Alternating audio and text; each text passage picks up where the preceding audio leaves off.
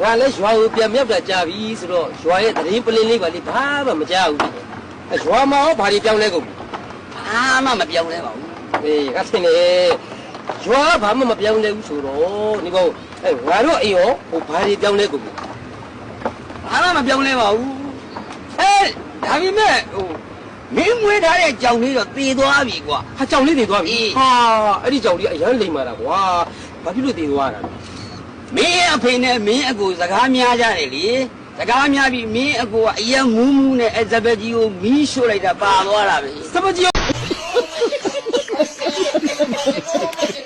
ကိုမီးနဲ့ရှို့တယ်အဲ့ဒီတော့မဟုတ်ဟိုစပက်ကြီးကိုမီးနဲ့ရှို့ရတာအောင်အဖေနဲ့ကိုကဘာအတွက်နဲ့စကားများတာလဲဘာလို့မဟုတ်ဘူးကွာ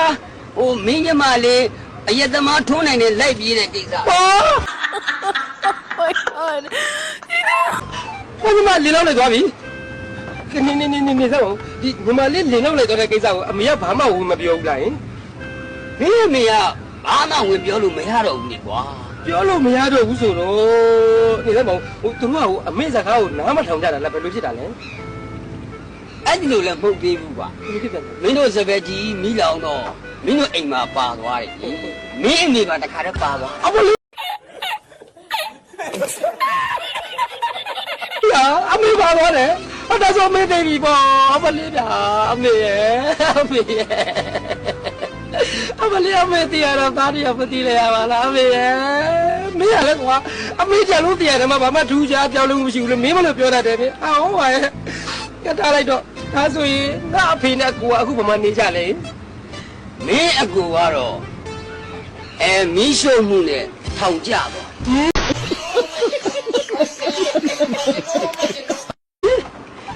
မင်းအဖေကတော့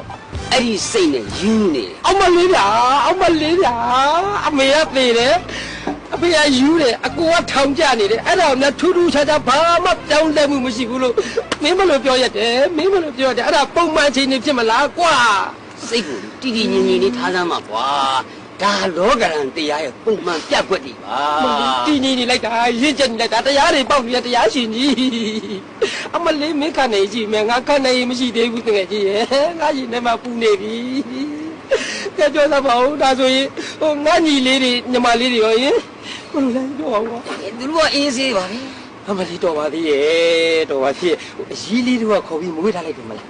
အဲ့ဒီလိုလည်းမဟုတ်သေးဘူးကွာအဲ့ဒီလိုမဟုတ်တော့ဘယ်လိုဖြစ်ကြမီတော့ပါဦးသူတို့တလားပူစရာမလိုပါဘူးကွာ